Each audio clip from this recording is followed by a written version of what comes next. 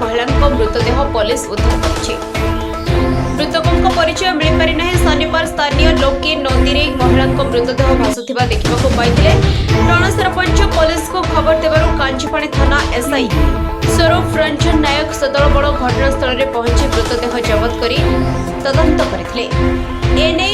14/24 एक मामला रुजु कर मृतदेह केन्दुझर जिला मुख्य चिकित्सालय को व्यवच्छेद पठाई।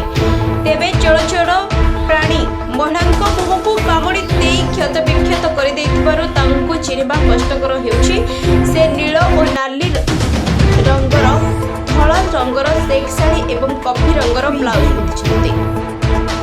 तांकर डाहाण हाथरे गीता नामक एक टाटू रही। परिचय न मिलिथिबा मृतदेह मेडिकल रे रखाଯାଇଛି।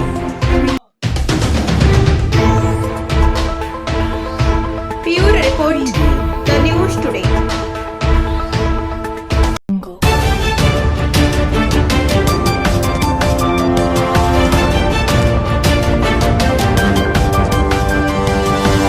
Audio